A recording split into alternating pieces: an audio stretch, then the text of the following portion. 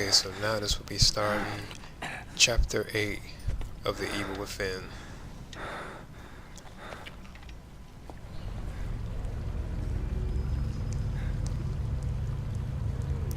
And there we is. Chapter 8, A Planted Seed Will Grow.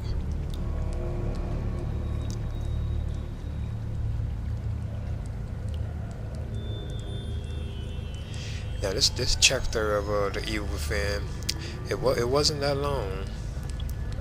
Because one of the previous chapters had like a short length to it too as well. I think it was I think that was 4. It was either 3 or 4.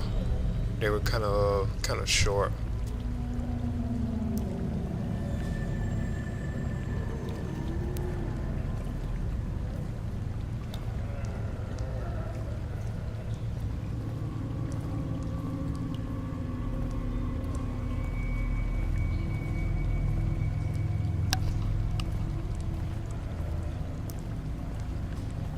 So like I'm kind of like some caverns or something now, you know.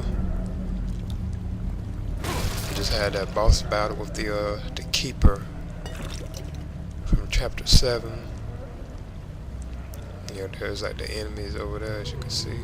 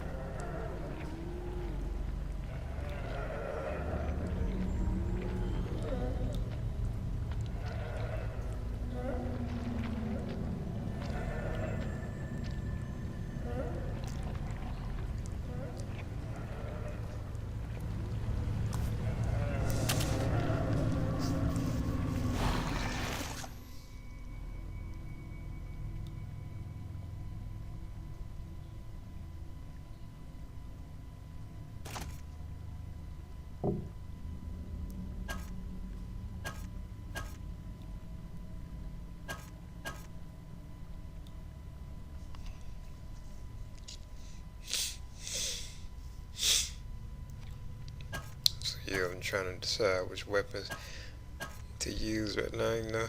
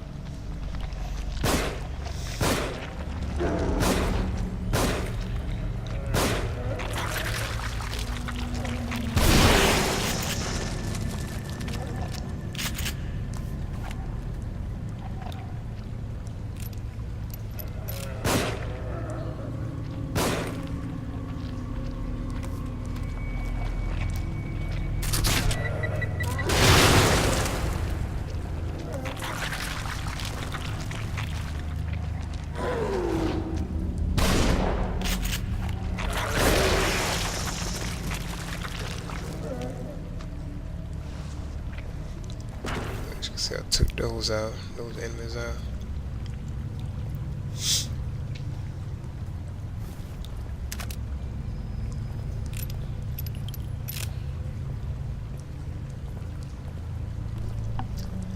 Nah, I mentioned before, I'm really enjoying The Evil Within. I think this is a pretty good game. Now at times you don't know what it's about, and you're kind of confused with like the protagonist Sebastian, because you can easily suspect, you know, that he's like dead or something, you know. There's just a flock of bats just flew by me. I think it was bats. I doubt if it was birds. But you kind of, you know what I'm saying? You can kind of suspect that he's actually dead or something, you know. Maybe I'll know by the end of the game, you know. Because that's the only thing kind of odd about it to me, you know. Like the twisted storyline of it, of him being like, you know, like he always constantly drift off into like this other like almost like dimension or something, as if he's dead or something, you know. So I always thought that was kind of odd. But those things are kind of common like horror elements, you know, like anything dealing with horror. If it's like on a psychological level, that's kind of common with like horror like type stuff, you know, whether it's like movies or even games, you know. Cause say something like Resident Evil, it wouldn't be like that. It wouldn't go all out like with the mind drifting off to like another like air like place or different it's like zone, it's like dimension or anything. They don't do that, you know what I'm saying? But this was doing it. That's how you kind of suspect that something could have just been wrong with Sebastian all along. So I won't be surprised if like toward the end of the tale, you know, that it was something wrong with him, because he's already had like past tragedies, you know, within Chrism City, which I think is kind of interesting, you know. That's why I would like to see more